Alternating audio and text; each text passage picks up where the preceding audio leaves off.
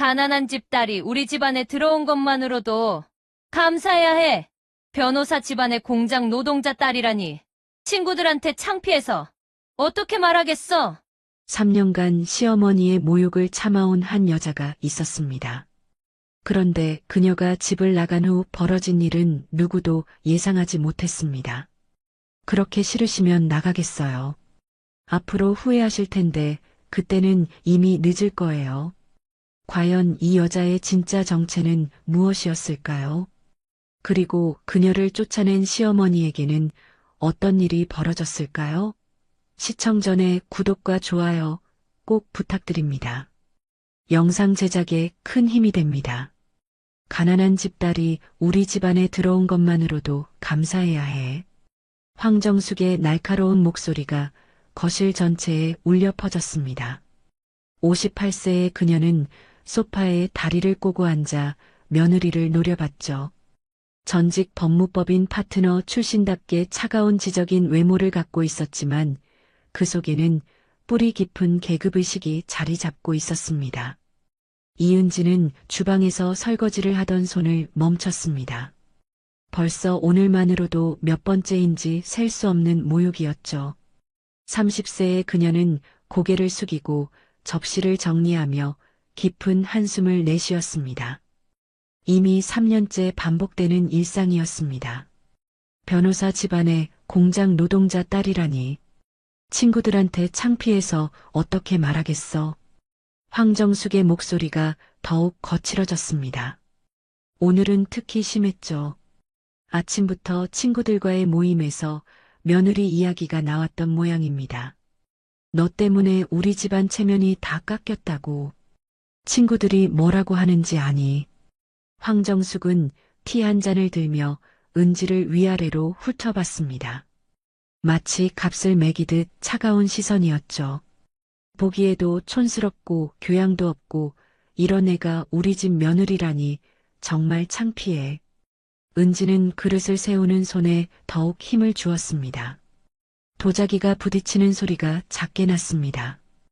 어머님, 제가 부족한 건 인정하지만요. 부족한 게 아니라 아예 다른 세상 사람이야. 황정숙이 소리를 높였습니다. 우리 태민이가 얼마나 좋은 집안에서 자랐는지 아니. 아버지는 대형 법무법인 파트너였고 나도 법조인이었어. 그런데 공장 노동자 딸과 결혼하다니. 그때 현관문이 열리며 강태민이 들어왔습니다. 31살의 변호사인 남편의 얼굴에는 하루 종일 일한 피로가 역력했죠. 어머님, 은지가 뭘 잘못했다고 그러세요? 태민이 넥타이를 풀며 소파에 주저앉았습니다. 회사에서 돌아온 피로가 얼굴에 드러났죠. 잘못한 게 뭐냐고. 아들아, 너는 정말 답답하다. 황정숙이 한숨을 크게 쉬며 일어났습니다. 내 아내가 어디서 나고 자란 사람인지 잊었니? 공장에서 부품 만드는 집 딸이야. 그런 애를 며느리로 들여서 우리 집안이 얼마나 창피를 당하는지 몰라. 어머니 말씀이 맞아. 은지야, 너도 좀 생각해봐. 우리 집안 체면을 생각해서라도. 태민의 말에 은지의 손이 미세하게 떨렸습니다. 남편마저 시어머니 편을 드는 순간이었죠. 가슴 깊숙한 곳에서 차가운 실망이 올라왔습니다. 태민 씨, 저도 나름대로 최선을 다하고 있는데요. 최선을 다한다고 웃기지 마라. 황정숙이 냉소적으로 웃으며 끼어들었습니다. 아무리 노력해도 출신은 바뀌지 않아. 공장에서 부품이나 만드는 집안에서 자라난 게 뭘 알겠니? 은지는 입술을 꽉 깨물었습니다. 부모님에 대한 모독을 들으니 참을 수 없었죠. 하지만 참았습니다. 이미 익숙해진 인내였습니다. 친구들이 자꾸 물어봐. 며느리가 어디 집 딸이냐고. 그때마다 뭐라고 대답해야 하는지 몰라서 죽겠다. 황정숙은 은지를 위아래로 훑어봤습니다. 마치 불량품을 감별하듯 차가운 시선이었죠. 이런 애가 우리 집 며느리라니. 생각만 해도 화가 나. 황정숙의 목소리가 더욱 날카로워졌습니다.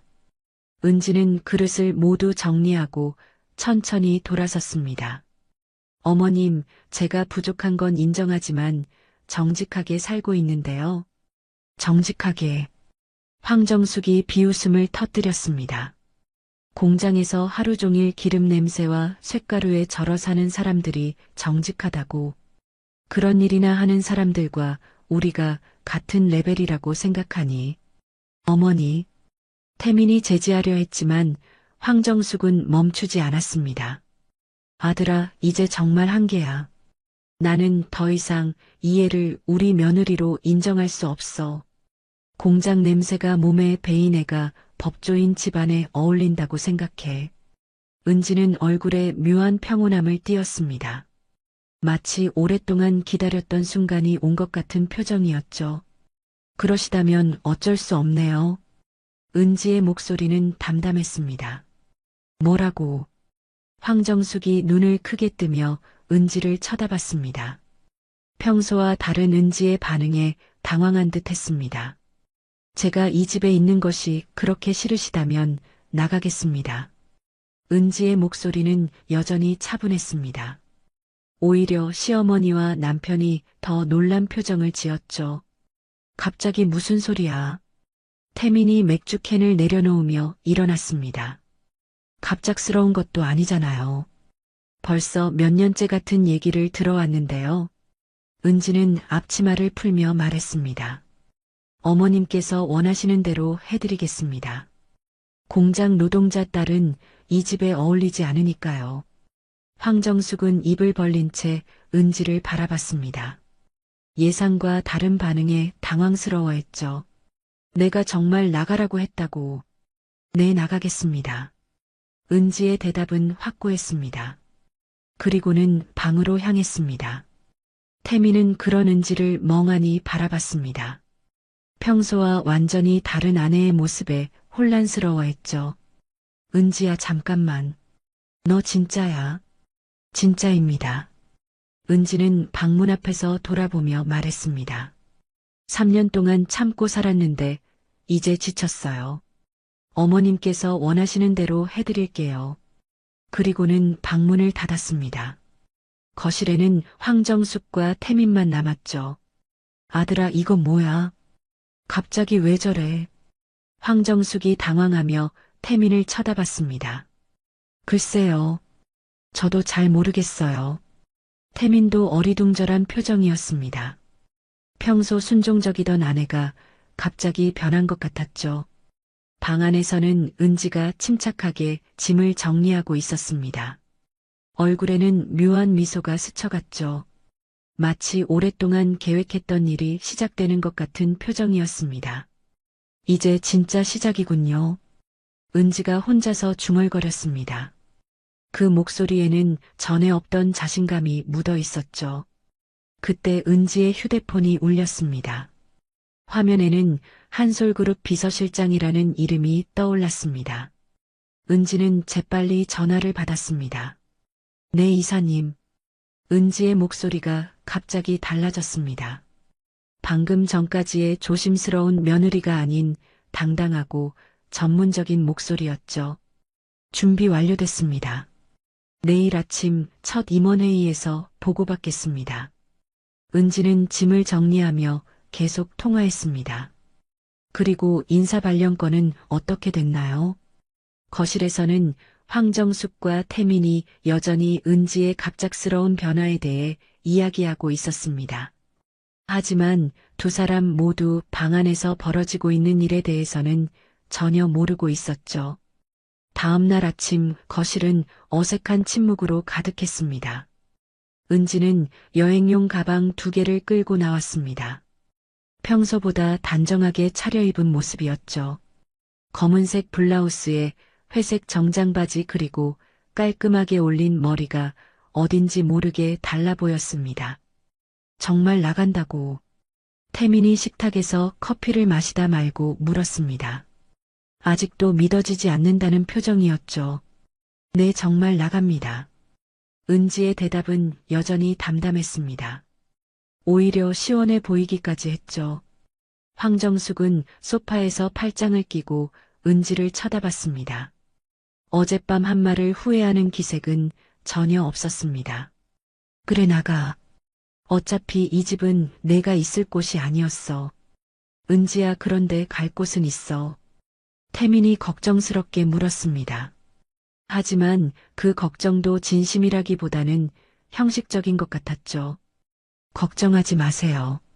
제가 알아서 할게요. 은지는 가방 손잡이를 잡으며 말했습니다. 알아서 한다고. 공장 노동자 딸이 어디 가서 뭘 할 수 있겠어. 황정숙이 비웃으며 말했습니다. 그것도 제가 알아서 하겠습니다. 은지는 현관문 쪽으로 향했습니다. 그때 태민이 갑자기 일어났습니다. 은지야 잠깐만. 뭔가요? 은지가 돌아서며 물었습니다. 태민은 서재에서 서류 뭉치를 가져왔습니다. 이혼 서류였죠. 이거 작성해둔 거야. 태민이 서류를 은지에게 내밀었습니다. 벌써 준비해 두셨네요. 은지는 놀라지도 않았습니다. 오히려 예상했다는 듯 차분히 받아들였죠. 어차피 이렇게 될 거였잖아. 서로에게 좋은 일이야. 태민은 시선을 피하며 말했습니다. 죄책감과 안도감이 뒤섞인 복잡한 표정이었죠. 맞아 아들아. 이제야 정신 차렸네. 황정숙이 의기양양하게 끼어들었습니다. 드디어 우리 집안에서 저런 애를 떼어낼 수 있게 됐어. 은지는 이혼 서류를 펼쳐봤습니다. 이미 태민의 서명이 되어 있었죠. 언제 작성하신 거예요? 어젯밤에 어머니와 상의해서. 태민의 대답은 솔직했습니다. 어떤 미안함도 없는 목소리였죠. 그렇군요. 은지는 가방에서 펜을 꺼냈습니다. 그리고 주저없이 서명을 했습니다. 이제 자유해요.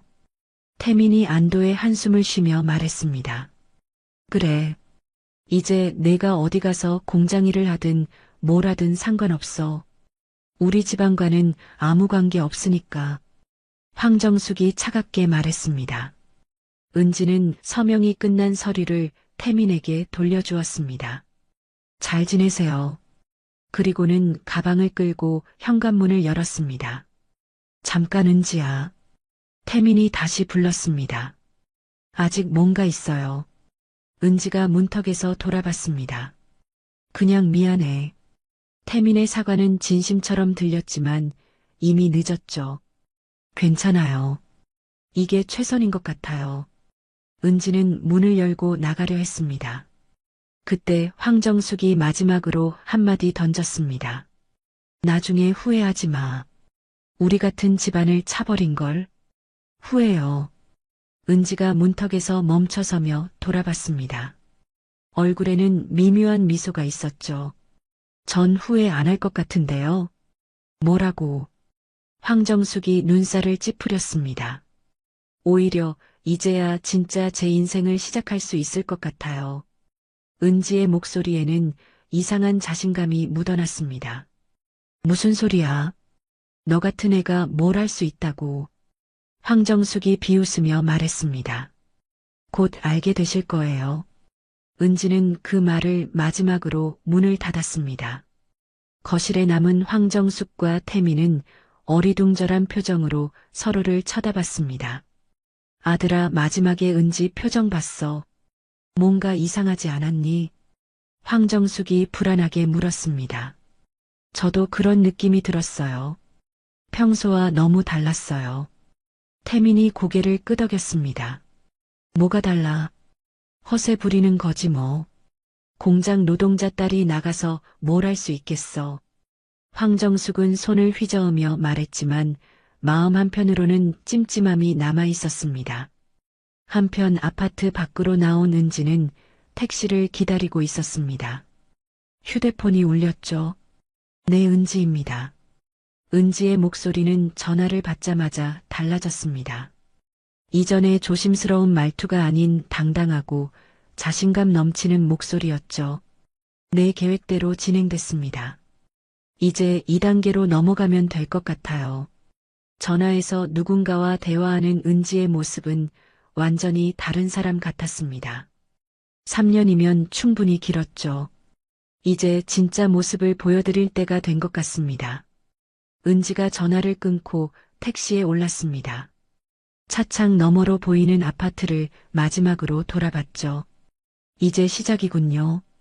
은지의 입가에 의미심장한 미소가 번졌습니다. 마치 오랫동안 감춰왔던 가면을 벗어버린 것 같았죠. 기사님, 강남 한솔그룹 본사로 가주세요. 은지가 말했습니다. 네, 알겠습니다. 택시 기사가 대답했습니다. 택시가 출발하면서 은지의 모습이 점점 멀어졌습니다. 아파트 안의 황정숙과 태민은 아직도 은지의 마지막 표정에 대해 이야기하고 있었죠. 그런데 진짜 이상했어, 어머니. 마지막에 은지가 웃을 때 그냥 허세야 허세. 쫓겨나면서 체면 세우려는 거지. 황정숙은 그렇게 말했지만 내심 불안함을 감출 수 없었습니다. 하지만 두 사람 모두 아직 모르고 있었죠. 방금 집에서 쫓아낸 여자가 누구인지, 그리고 앞으로 어떤 일이 벌어질지를. 은지를 태운 택시는 강남의 고층 빌딩 사이를 누비며 달려갔습니다. 차창 밖으로 보이는 도시의 풍경이 빠르게 스쳐 지나갔죠. 은지는 조용히 눈을 감고 깊은 숨을 쉬었습니다. 드디어 끝났네. 은지가 혼자 중얼거렸습니다. 이제 더 이상 숨길 필요가 없었죠. 3년 동안 감춰왔던 진짜 자신을 드러낼 때가 온 것입니다. 택시는 강남 중심가의 50층 초고층 건물 앞에 멈췄습니다. 유리와 철골로 이루어진 현대적인 건물이 햇빛에 반짝였습니다. 한솔그룹이라는 거대한 로고가 건물 전면에 빛나고 있었죠. 은지는 가방을 들고 택시에서 내렸습니다. 건물 입구에서 경비원들이 깍듯하게 인사했습니다. 회장님, 따님 안녕하십니까? 경비원들의 인사에 은지가 고개를 끄덕였습니다. 수고하세요. 은지의 목소리는 자연스럽고 당당했습니다. 마치 원래부터 이곳의 주인이었던 것처럼 말이죠. 로비를 지나며 직원들이 하나둘씩 인사했습니다. 이사님 출근하셨네요. 안녕하세요, 이사님. 은지는 모든 인사에 자연스럽게 응했습니다. 3년 전과는 완전히 다른 모습이었죠. 엘리베이터가 도착하자 은지는 최상층 버튼을 눌렀습니다. 50층 회장실로 향하는 길이었습니다. 엘리베이터 안에서 은지는 거울에 비친 자신의 모습을 봤습니다. 더 이상 숨을 필요가 없는 진짜 자신의 모습이었죠. 엘리베이터 문이 열리자 넓은 비서실이 나타났습니다. 이사님 어서 오세요. 회장님께서 기다리고 계십니다. 비서가 정중하게 인사했습니다. 할아버지 컨디션은 어떠세요? 괜찮으세요? 어제도 새벽까지 회사에 보셨거든요. 은지는 미소를 지으며 회장실 문을 열었습니다. 넓고 고급스러운 회장실 안에서 70대 중반의 노인이 서류를 보고 있었죠. 할아버지 왔어요. 은지가 밝게 인사했습니다. 노인은 고개를 들어 손녀를 바라봤습니다. 그의 눈에는 자랑스러움이 가득했죠. 우리 은지 왔구나. 어떻게 됐니? 할아버지가 서류를 내려놓으며 물었습니다. 실전 경험 완료했습니다. 은지가 의자에 앉으며 답했습니다. 3년 동안 일반인으로 살아보라고 하셨던 과제 말이에요. 그래, 많이 힘들었지. 할아버지의 목소리에는 미안함이 섞여 있었습니다. 괜찮았어요. 덕분에 사람을 제대로 볼 수 있게 됐거든요. 은지의 목소리에는 특별한 감정이 묻어 있었습니다. 그동안 어떤 일이 있었는지 할아버지는 대략 짐작하고 있었죠. 이제 정식으로 회사 일 시작해도 되겠구나. 네, 준비됐어요. 은지가 고개를 끄덕였습니다. 그럼 내일부터 전무이사로 발령 내겠다. 3년간 기다린 보람이 있었으면 좋겠구나. 은지는 창밖을 바라봤습니다. 서울 시내가 한눈에 내려다 보이는 전망이었죠. 할아버지 한 가지 부탁이 있어요. 뭔데? 며칠 있으면 법무법인에서 우리 회사와 계약하려고 올 거예요. 그때 제가 직접 미팅하고 싶어요. 할아버지가 의미심장하게 웃었습니다. 혹시 아는 곳인가? 네, 아주 잘 아는 곳이에요. 은지의 목소리에는 차가운 기대감이 묻어 있었습니다. 알겠다. 내가 알아서 해라.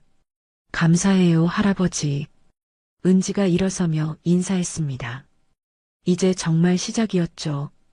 비서실로 나온 은지에게 비서가 다가왔습니다. 이사님, 강태민 변호사가 속한 법무법인에서 미팅 요청이 왔습니다. 은지의 입가에 미소가 번졌습니다. 예정보다 빠르네요. 언제로 잡혔나요? 다음 주 금요일 오전 10시입니다. 좋습니다. 큰 회의실로 준비해 주세요. 은지가 지시했습니다. 그리고 참석자는 저 혼자면 됩니다. 네, 알겠습니다. 비서가 메모를 하며 답했습니다. 은지는 자신의 사무실로 향했습니다. 전무이사 이은지라는 명패가 붙은 넓은 사무실이었죠. 책상에 앉아 서울 시내를 내려다보며 은지는 생각에 잠겼습니다. 3년 동안 참고 견뎌온 모든 모욕과 멸시가 떠올랐죠. 곤모. 계속 써줘. 계속 써줘. 든 것에 대한 대가를 치르게 될 것입니다. 은지가 혼자 중얼거렸습니다. 한편 집에서는 황정숙과 태민이 여전히 불안해하고 있었습니다. 정말 이상했어, 아들아. 은지가 나갈 때 표정이. 어머니 그냥 허세였을 거예요. 쫓겨나는 상황에서 체면이라도 세우려고 한 거죠. 하지만 황정숙의 불안감은 쉽게 가시지 않았습니다. 뭔가 놓친 게 있는 것 같은 기분이었죠. 며칠이 지나도 은지에 대한 소식은 전혀 들려오지 않았습니다. 마치 공기처럼 사라져버린 것 같았죠. 동네 사람들조차 은지가 어디로 갔는지 아무도 몰랐습니다. 은지가 집을 나간 지 일주일이 지났습니다. 동네 사람들 사이에서는 소문이 돌기 시작했죠. 태민네 며느리가 쫓겨났다는 이야기였습니다. 아파트 관리사무소 앞에서 아줌마들이 수군거렸습니다. 그러게 시어머니가 공장 노동자 딸이라고 못마땅해 했다던데. 정말 가엾더라. 그래도 3년 동안 잘 살았는데. 이런 이야기들이 황정숙의 귀에 들어왔습니다. 슈퍼마켓에서 약국에서 어디를 가든 시선이 따갑게 느껴졌죠. 어머니 사람들이 자꾸 쳐다보는 것 같아요. 태민이 불편해하며 말했습니다. 쳐다보면 어때? 우리가 잘못한 게 있니? 황정숙은 강하게 말했지만 내심 신경이 쓰였습니다. 그런데 은지는 어디 있는지 연락도 안 오네요. 태민이 궁금해했습니다. 연락 올 필요도 없어. 이제 남인데. 황정숙은 단호하게 말했지만 이상하게 은지가 신경 쓰였습니다. 마지막에 보였던 그 침착함과 자신감이 계속 머릿속에 맴돌았죠. 한편 은지의 친구 미정은 동네 카페에서 다른 사람들과 얘기를 나누고 있었습니다. 은지가 정말 불쌍해. 그렇게 시어머니한테 구박받더니. 미정이 한숨을 쉬며 말했습니다. 그런데 신기한 게 있어. 은지가 집에서 나올 때 전혀 슬퍼 보이지 않았대. 누군가가 말했습니다. 정말요. 보통 이런 일 당하면 울고불고 난리인데. 미정이 놀라며 물었습니다. 오히려 홀가분해 보였다던데. 마치 기다렸다는 듯이. 미정도 고개를 끄덕였습니다. 맞아. 나도 그 얘기 들었어. 택시 타고 갈 때도 웃고 있었다던데. 이상하네. 보통 사람이라면 그럴 수가 없는데. 사람들은 은지의 반응에 대해 의아해했습니다. 보통의 며느리라면 울며불며 매달렸을 텐데 은지는 너무 담담했던 것입니다. 그런데 은지가 어디로 간 거지? 친정도 없는데. 미정이 걱정스럽게 물었습니다. 글쎄, 아무도 모르더라. 연락처도 바뀐 것 같고. 은지는 마치 공기처럼 사라져버린 상태였습니다. 아무도 어디 있는지 뭘 하고 있는지 알 수 없었죠. 며칠 후 태민은 법무법인에서도 눈치를 받기 시작했습니다. 태민아, 집안일 잘 해결됐어. 선배가 은근히 물어봤습니다. 네, 뭐 그냥 정리됐습니다. 태민은 애매하게 대답했습니다. 부인이 갑자기 나갔다던데 좀 이상하지 않아? 동료들도 하나둘씩 관심을 보이기 시작했습니다. 그냥 개인적인 사정이 있어서요. 태민은 더 이상 말하고 싶지 않았습니다. 하지만 사람들의 시선은 여전히 따가웠죠. 집에 돌아온 태민은 황정숙에게 말했습니다. 어머니, 사람들이 너무 많이 물어봐요. 좀 부담스러워요. 부담스러우면 어때? 우리가 옳은 일한 거야. 황정숙은 여전히 강경했습니다. 그런데 정말 이상해요. 은지가 연락 한 번 안 온다는 게. 태민이 의아해했습니다. 연락 올 필요 없다니까. 이제 남이야 남. 하지만 황정숙도 속으로는 궁금했습니다. 은지가 어떻게 지내고 있는지, 정말 괜찮은지. 그런데 그 순간 현관 초인종이 울렸습니다. 누구지? 태민이 인터폰을 확인해 봤습니다. 아, 미정 씨네. 은지의 친구인 미정이 찾아온 거였습니다. 들어와. 황정숙이 문을 열어줬습니다. 안녕하세요. 잠깐 여쭤볼 게 있어서 왔어요. 미정은 어색하게 인사했습니다. 은지 얘기인가? 황정숙이 직설적으로 물었습니다. 네. 연락이 안 되거든요. 어디 있는지 아세요? 미정이 조심스럽게 물었습니다. 우리가 왜 알아? 이제 상관없는 사이야. 황정숙의 답변은 차가웠습니다. 그래도 3년 동안 가족이었는데 안부는 궁금하지 않으세요? 미정이 조심스럽게 물었습니다. 궁금하지 않아. 공장 노동자 딸이 어디 가서 뭐하든 상관없어. 황정숙의 목소리에는 여전히 차가움이 있었습니다. 미정은 한숨을 쉬며 일어났습니다. 알겠어요. 그럼 실례하겠습니다. 미정이 나가고 난 후 거실에는 다시 침묵이 흘렀습니다. 어머니, 정말 은지가 어떻게 지내는지 궁금하지 않으세요? 태민이 조심스럽게 물었습니다. 궁금하지 않다니까. 그런 애한테 신경 쓸 시간에 너 재혼할 생각이나 해. 황정숙은 단호하게 말했지만 마음 한편으로는 계속 은지가 신경 쓰였습니다. 특히 마지막에 보였던 그 미소와 자신감 있는 모습이 자꾸 떠올랐죠. 분명히 평소와는 다른 뭔가가 있었는데 그게 뭔지 알 수 없어서 더 신경 쓰였습니다. 하지만 황정숙은 그런 마음을 드러내지 않으려 했습니다. 자신이 옳은 일을 했다고 계속 되뇌며 은지에 대한 생각을 지우려 노력했죠. 그러나 동네 사람들의 시선과 수군거림은 계속되었고 은지에 침착했던 마지막 모습은 황정숙과 태민의 마음을 계속 불안하게 만들었습니다. 그날 밤 황정숙은 잠자리에 누워서도 계속 은지의 마지막 모습을 떠올렸습니다. 곧 알게 되실 거예요 라고 했던 그 말이 계속 귓가에 맴돌았죠. 설마 뭔가 계획이라도 있었나? 황정숙은 고개를 저었습니다. 공장 노동자 딸이 무슨 계획을 세울 수 있겠어. 그냥 허세였을 거야. 하지만 아무리 생각해도 은지의 마지막 표정은 허세로 보이지 않았습니다. 너무나 확신에 차 있었고 마치 모든 것을 계획하고 있었던 것처럼 보였죠.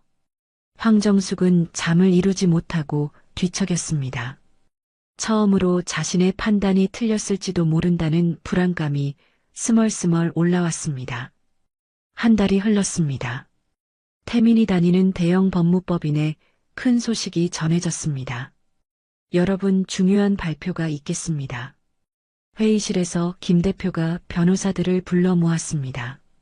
이번에 한솔그룹과 대형 법무자문 계약을 진행한다고 합니다. 변호사들 사이에서 웅성거림이 일었습니다. 규모가 얼마나 되는데요? 태민이 손을 들고 물었습니다. 총 계약 규모가 1,000억 원입니다. 우리 법무법인 역사상 최대 계약이 될 거예요. 김 대표의 설명에 모든 변호사들이 흥분했습니다. 이 계약만 성사되면 우리 법무법인이 국내 최고 기업 법무 전문가로 자리매김하게 됩니다. 당연히 관련 변호사들에게는 특별한 인센티브와 승진 기회가 주어질 거고요. 태민의 눈이 반짝였습니다. 이런 기회를 놓칠 수 없었죠. 그런데 문제가 있습니다.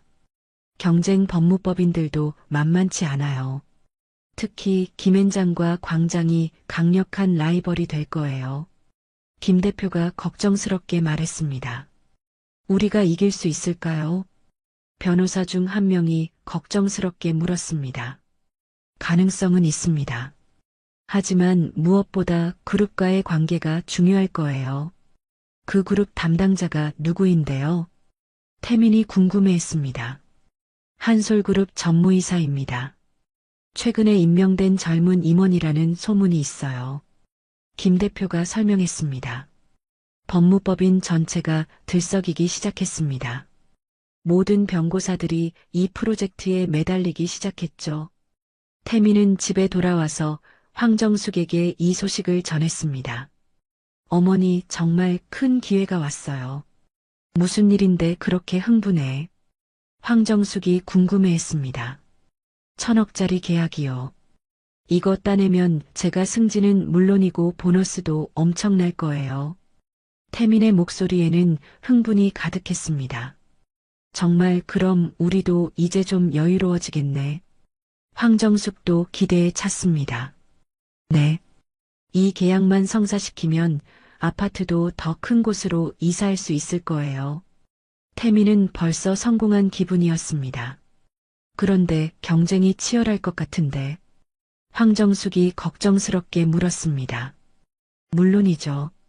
하지만 저도 이 분야에서는 나름 경험이 있잖아요. 충분히 이길 수 있을 거예요. 태민은 자신감에 차 있었습니다. 며칠 후 법무법인에서는 본격적인 준비에 들어갔습니다. 태민 씨, 이번 프로젝트 팀장을 맡아주세요. 김 대표가 태민을 불러 말했습니다. 정말요? 감사합니다. 태민은 기뻐했습니다. 책임이 무거운 만큼 성과도 클 거예요. 열심히 해주세요. 네. 최선을 다하겠습니다. 태민은 이제 완전히 이 프로젝트에 몰두했습니다. 팀원들과 함께 제안서를 준비하고 클라이언트 분석도 했죠. 하지만 한솔그룹의 전무이사에 대한 정보는 많지 않았습니다. 이상하게 정보가 별로 없네요. 팀원 중 한 명이 말했습니다. 젊은 임원이라서 그런 것 같아요. 아직 언론에 많이 노출되지 않았나 봐요. 태민이 추측했습니다. 그런데 소문으로는 상당히 까다롭다던데요. 네. 그리고 해외에서 경영학을 공부했다고 하더라고요. 태민은 더욱 열심히 준비했습니다. 밤늦도록 제안서를 다듬고 프레젠테이션 자료도 완벽하게 만들었죠. 집에서도 계속 일 이야기만 했습니다. 어머니, 이번 계약만 성사되면 정말 우리 인생이 바뀔 거예요. 그래 아들아. 꼭 성공해야 해. 황정숙도 간절했습니다. 근데 은지가 없어서 다행이에요. 그런 애가 있었다면 클라이언트 앞에서 얼마나 창피했을지. 황정숙이 또다시 은지를 언급했습니다. 맞아요. 이제 마음 편하게 일할 수 있어서 좋아요. 태민도 동조했지만 가끔 은지가 생각났습니다. 어떻게 지내고 있을지 괜찮은지. 하지만 그런 생각을 금세 떨쳐버렸습니다. 지금은 이 중요한 계약에만 집중해야 했으니까요. 드디어 계약 미팅 날짜가 정해졌습니다. 다음 주 금요일 한솔그룹 본사에서 최종 프레젠테이션이 있을 예정입니다. 김 대표가 발표했습니다. 장소는 어디인가요? 태민이 물었습니다. 강남 한솔그룹 본사입니다.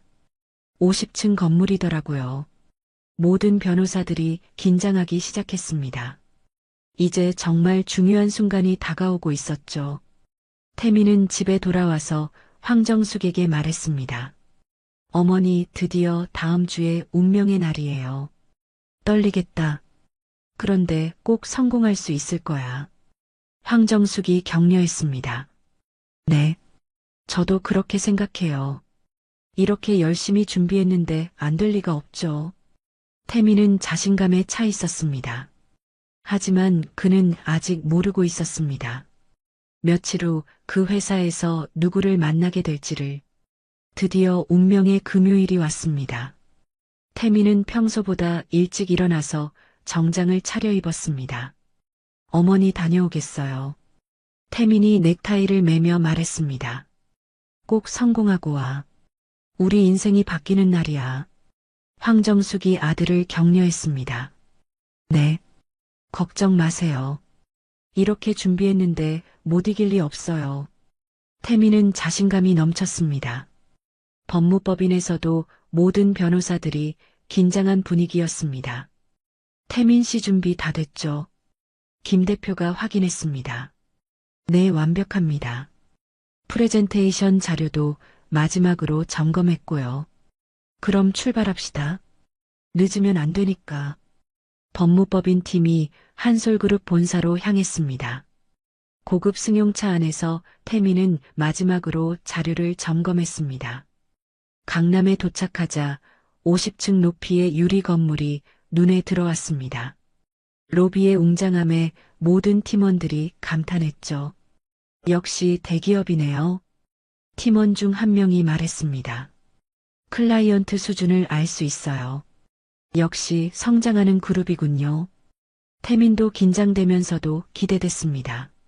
안내 직원이 왔습니다. 법무법인에서 오셨나요? 네, 맞습니다. 35층 회의실로 안내해드리겠습니다.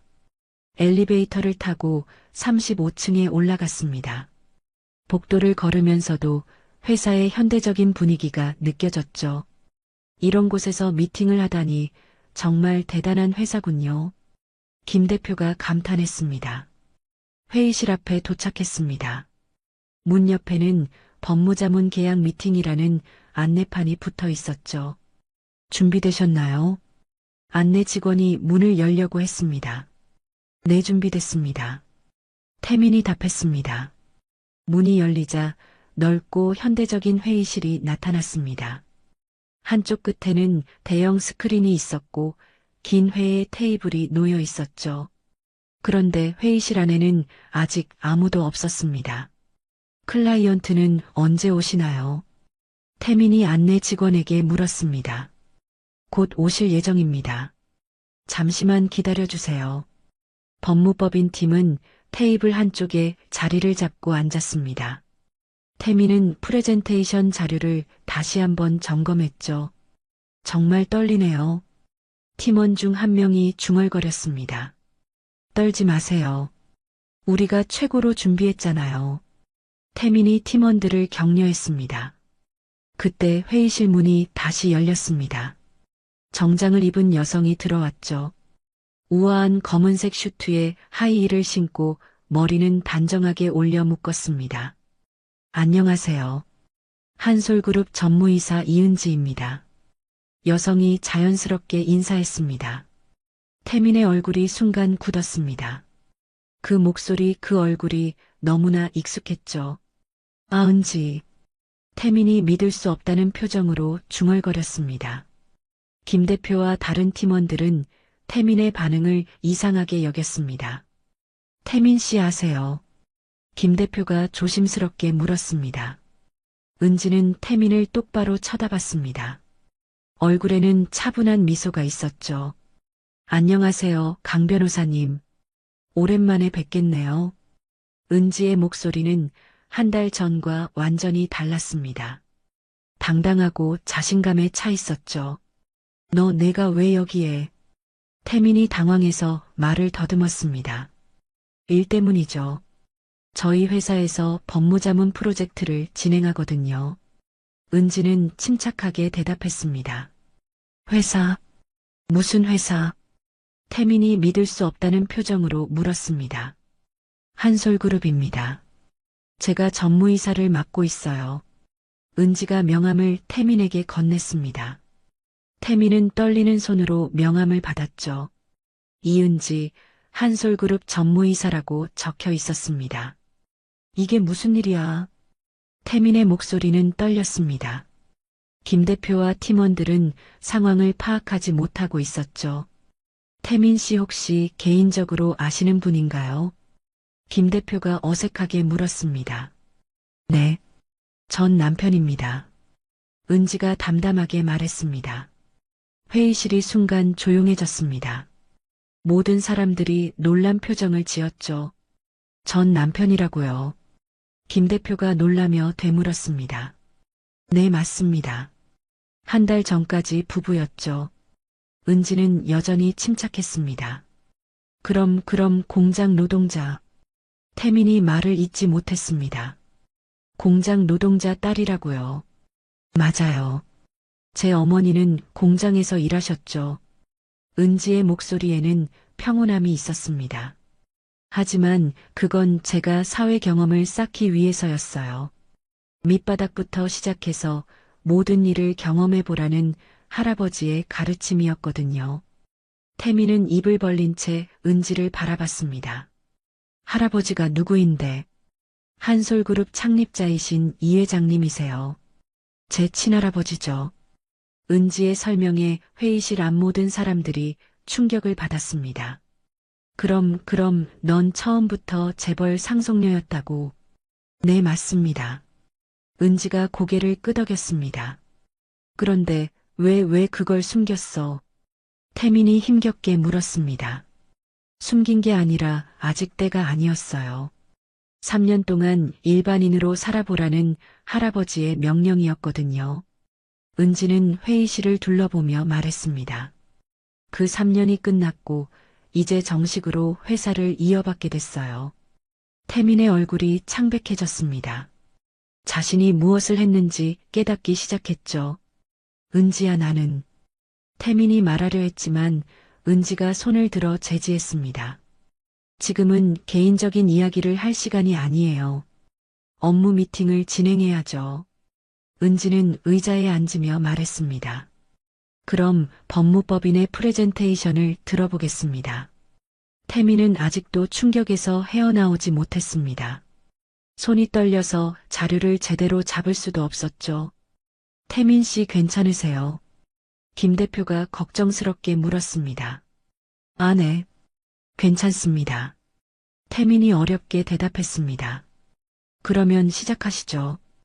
은지가 차분하게 말했습니다. 태민은 떨리는 손으로 프레젠테이션을 시작했습니다. 하지만 머릿속이 하얗게 변해서 제대로 진행할 수가 없었죠. 그동안 완벽하게 준비했던 모든 내용이 머릿속에서 사라져버렸습니다. 은지의 정체를 알고 나니 모든 것이 달라 보였죠. 프레젠테이션이 끝나고 회의실은 어색한 침묵에 휩싸였습니다. 태민은 식은땀을 흘리며 은지의 반응을 기다렸습니다. 자료 검토 후 연락드리겠습니다. 은지가 공식적으로 말했습니다. 김 대표와 팀원들은 어리둥절한 표정으로 자리에서 일어났죠. 그럼 저희는 이만 실례하겠습니다. 김 대표가 인사하며 나가려 했습니다. 잠깐 강 변호사님만 잠시 남아주세요. 은지가 태민을 불렀습니다. 팀원들이 모두 나가고 회의실에는 은지와 태민만 남았죠. 너 정말 한솔그룹 전무이사야. 태민이 믿을 수 없다는 표정으로 물었습니다. 네, 정말이에요. 은지가 담담하게 답했습니다. 그럼 왜 그동안 속였어? 왜 공장 노동자 딸인 척했어? 속인 게 아니에요. 어머니는 정말 공장에서 일하셨거든요. 은지가 설명하기 시작했습니다. 할아버지께서 후계자 교육의 일환으로 3년 동안 일반인으로 살아보라고 하셨어요. 그래서 어머니와 함께 평범한 생활을 했던 거예요. 태민은 머리를 감쌌습니다. 그럼 우리가 널 공장 노동자 딸이라고 무시하고 내쫓았다는 거야. 네, 무시하고 내쫓았죠. 은지의 목소리에는 감정이 없었습니다. 은지야, 미안해. 정말 미안해. 태민이 고개를 숙이며 사과했습니다. 미안하다고요. 3년 동안 어머님과 함께 저를 짓밟아 놓고. 은지의 목소리가 차갑게 변했습니다. 그때는 정말 몰랐어. 몰랐다고요. 사랑한다면서 아내의 출신을 그렇게 부끄러워했어요. 은지가 태민을 똑바로 쳐다봤습니다. 태민은 할 말이 없었죠. 저를 내쫓던 그 손으로 이제 계약을 부탁하게 될 줄은 몰랐겠죠. 은지의 말에 태민이 고개를 들었습니다. 은지야, 우리 다시 시작할 수 없을까? 태민이 간절하게 말했습니다. 다시 시작이라고요. 은지가 비웃음을 터뜨렸습니다. 사랑해서 결혼한 게 아니었잖아요. 그냥 편한 상대였으니까 결혼했던 거죠. 그건 제가 재벌가 딸이라는 걸 알았으니까 다시 시작하자는 거잖아요. 은지의 말이 날카로웠습니다. 태민은 부정하고 싶었지만 할 수 없었습니다. 실제로 그런 마음이 있었으니까요. 어머님도 마찬가지겠죠. 공장 노동자 딸이라고 무시하던 분이 갑자기 며느리로 받아주시겠어요. 은지가 냉소적으로 말했습니다. 은지야, 정말 미안해. 우리가 잘못했어. 태민이 무릎을 꿇으려 했습니다. 일어서세요. 지금 그런 거 하지 마세요. 은지가 차갑게 말했습니다. 이제 우리는 사업상 관계일 뿐이에요. 개인적인 감정은 접어두시죠. 은지가 자리에서 일어났습니다. 계약권은 며칠 후에 연락드릴게요. 검토해봐야 하니까요. 태민은 절망적인 표정으로 은지를 바라봤습니다. 은지야, 이제 은지 전무라고 불러주세요. 은지가 단호하게 말하며 회의실을 나갔습니다. 태민은 혼자 남아서 머리를 쥐어뜯었죠. 자신이 얼마나 큰 실수를 했는지 깨닫기 시작했습니다. 그날 저녁 태민이 황정숙에게 전화했습니다. 어머니, 지금 당장 한솔그룹으로 오세요. 무슨 일인데 그렇게 급해? 은지 때문입니다. 은지가 뭐 어떻다고. 제발 지금 당장 오세요. 태민의 절박한 목소리에 황정숙은 서둘러 한솔그룹으로 향했습니다. 50층 건물 앞에서 황정숙은 태민을 만났죠. 아들아, 도대체 무슨 일이야? 어머니, 앉으세요. 태민이 로비 의자에 앉으며 말했습니다. 은지가 이 회사 전무이사래요. 뭐라고? 황정숙이 믿을 수 없다는 표정으로 소리쳤습니다. 한솔그룹 창업주 손녀래요. 태민의 목소리는 힘이 없었습니다. 그럼 우리가. 황정숙의 얼굴이 창백해졌습니다. 공장 노동자 딸이라고 무시하고 내쫓았죠. 태민이 고개를 숙였습니다. 황정숙은 주저앉았습니다. 자신이 무엇을 했는지 깨달으니 앞이 캄캄했죠. 그럼 계약은 어떻게 될까? 황정숙이 떨리는 목소리로 물었습니다. 모르겠어요. 은지가 아니 전무가 검토해본다고 했어요. 태민도 불안했습니다. 우리가 완전히 망했구나. 황정숙이 절망적으로 말했습니다. 며칠 후 법무법인에 연락이 왔습니다. 법무법인입니다. 네. 한솔그룹에서 연락드렸습니다. 계약건으로 최종 답변을 드리고 싶은데요. 김 대표가 전화를 받았습니다. 아, 네. 좋은 소식이겠죠. 김 대표는 기대에 찼습니다. 아쉽게도 이번 계약은 진행하지 않기로 결정했습니다. 전화기 너머로 차가운 목소리가 들려왔습니다. 네. 뭐라고요? 김 대표가 믿을 수 없다는 표정을 지었습니다. 검토 결과 저희 기준에 부합하지 않는다고 판단됐습니다. 그뿐만 아니라 다른 대기업들에게도 귀하 법무법인의 신뢰성에 대해 문의가 있었습니다. 김 대표의 얼굴이 창백해졌습니다. 그게 무슨 뜻인가요? 자세한 내용은 문서로 발송해드리겠습니다. 전화가 끊어졌습니다. 김 대표는 급히 태민을 불렀습니다. 태민 씨, 큰일 났어요. 왜 그러세요? 한솔그룹에서 계약을 거절했어요.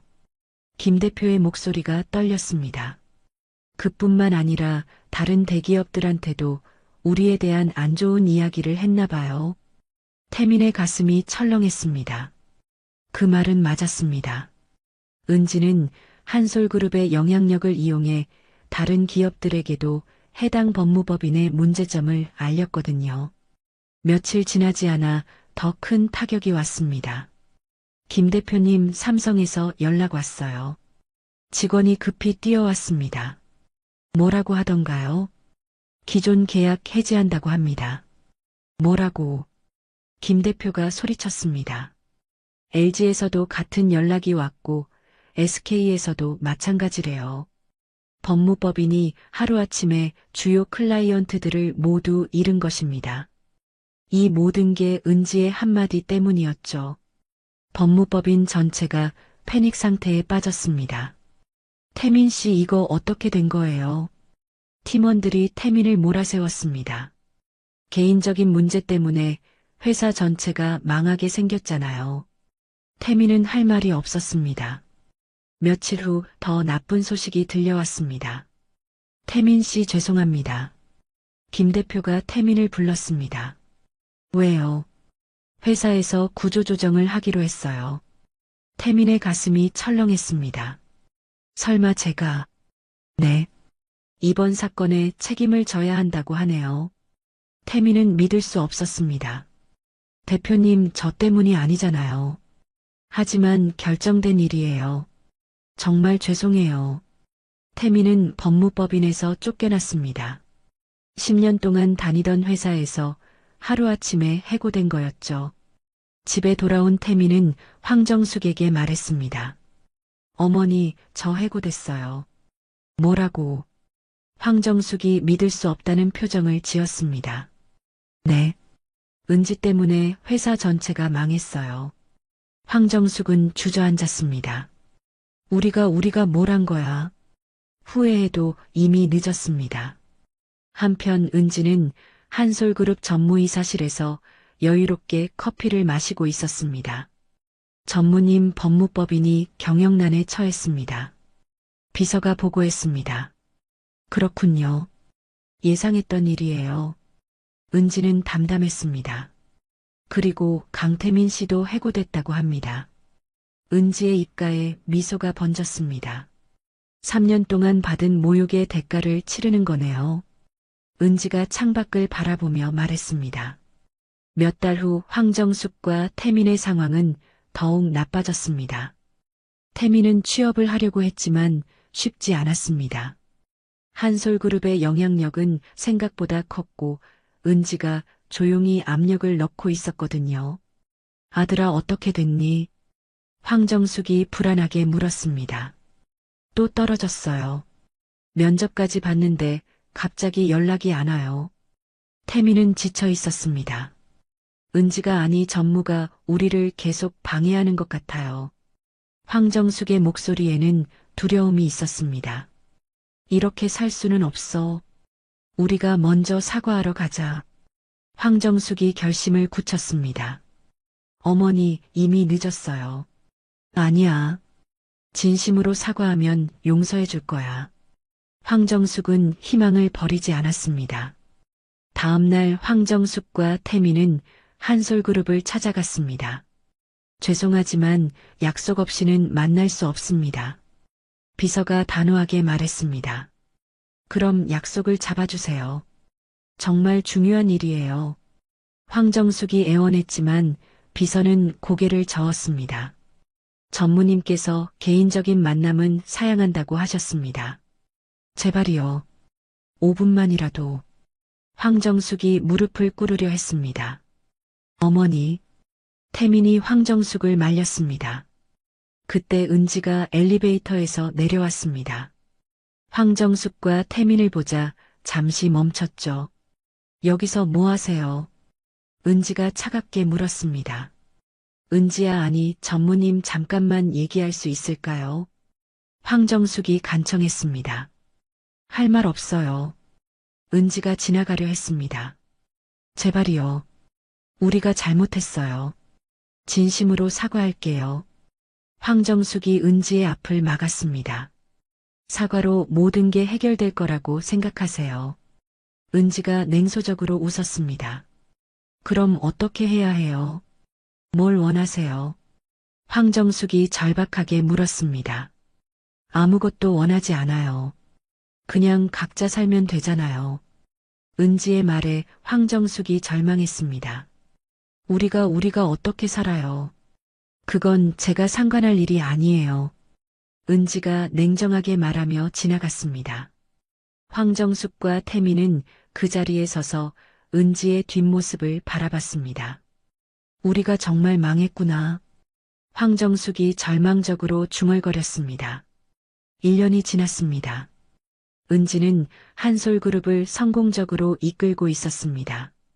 새로운 사업 프로젝트도 성공했고 회사의 가치는 더욱 올라갔죠. 전무님, 이번 분기 실적이 나왔습니다. 비서가 보고서를 가져왔습니다. 좋은 결과네요. 이대로 계속 진행하세요.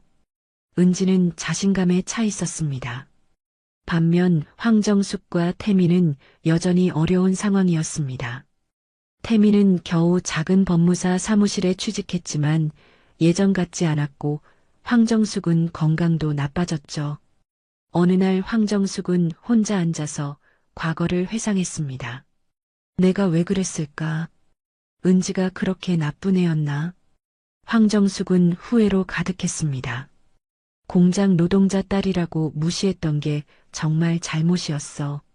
사람을 그렇게 판단하면 안 되는 건데. 하지만 이미 늦었습니다. 한편 은지는 새로운 삶을 살고 있었습니다. 더 이상 과거에 얽매이지 않고 자신의 능력을 마음껏 발휘하고 있었죠. 전무님, 새로운 프로젝트 제안서입니다. 비서가 서류를 가져왔습니다. 좋네요. 이대로 진행하세요. 은지는 자신감에 차 있었습니다. 창밖을 바라보며 은지는 생각했습니다. 과거에 무시당하던 며느리는 이제 없어요. 진짜 제 모습으로 살아가는 거죠. 은지의 얼굴에는 만족스러운 미소가 있었습니다. 3년 동안 참고 견디던 시간들이 헛되지 않았죠. 이제 진정한 승자가 된 것입니다. 그날 오후 은지는 중요한 발표를 위해 기자회견장에 섰습니다. 한솔그룹의 신임 부회장 임명 발표였죠. 여러분, 오늘 중요한 소식을 전해드리겠습니다. 은지가 마이크 앞에 섰습니다. 이은지 전무이사가 한솔그룹 부회장으로 승진하게 됐습니다. 기자들이 셔터를 눌러댔습니다. 부회장님, 소감 한 말씀 부탁드립니다. 기자가 질문했습니다. 저는 항상 사람을 겉모습으로 판단하지 말라고 배웠습니다.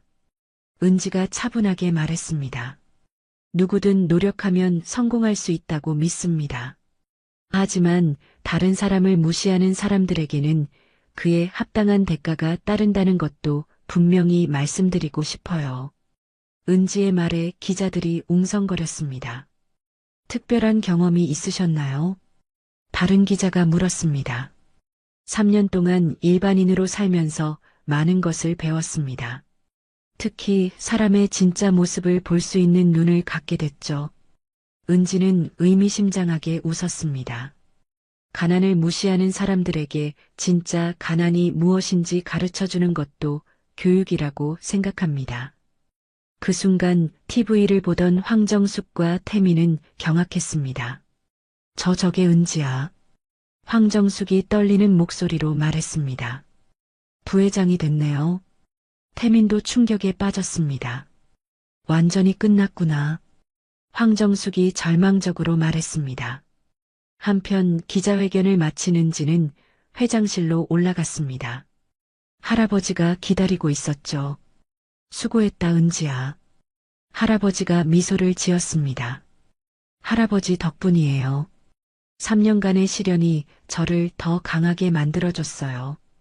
은지가 감사의 인사를 했습니다. 이제 정말 우리 그룹을 이끌어갈 준비가 됐구나. 네. 누구도 무시할 수 없는 리더가 되겠습니다. 은지의 목소리에는 확신이 가득했습니다. 저녁 늦게 사무실에서 일을 마치고 나오는 은지의 모습은 당당했습니다. 더 이상 누구에게도 무시당하지 않는 진정한 성공을 이룬 거였죠. 한솔그룹 부회장 이은지. 건물 입구의 명패가 조명에 반짝였습니다. 은지는 차에 오르며 지난 4년을 되돌아봤습니다. 3년간의 숨겨진 삶과 1년간의 복수. 모든 것이 완벽하게 계획대로 진행됐습니다. 무시당하던 며느리는 결국 진정한 승자가 되었습니다. 과거의 모욕을 이겨내고 진짜 자신의 자리를 찾은 것이죠. 은지의 복수는 완성되었고 새로운 인생이 시작되었습니다. 차가 한솔그룹 본사를 떠나며 은지는 마지막으로 건물을 돌아봤습니다. 이제 이곳의 진짜 주인이 된 기분이었죠. 더 이상 숨을 필요도 참을 필요도 없었습니다. 가난한 집딸이라며 무시했던 사람들은 이제 그녀 앞에서 무릎을 꿇었고 한때 쫓아냈던 며느리는 수천억 대기업의 실질적 후계자가 되어 있었습니다. 사람의 진짜 가치는 출신이나 겉모습이 아닌 그 사람의 인격과 노력에서 나온다는 것을 보여준 이야기였습니다. 다른 사람을 함부로 무시하고 차별하는 행동이 결국 자신에게 되돌아온다는 교훈을 남기며 진정한 성공은 남을 짓밟는 것이 아니라 자신의 실력으로 당당하게 이루는 것임을 증명했습니다. 오늘 이야기가 좋으셨다면 구독과 좋아요, 알람 설정 잊지 마시고 소중한 댓글 하나가 큰 힘이 됩니다. 시청해 주셔서 진심으로 감사드립니다.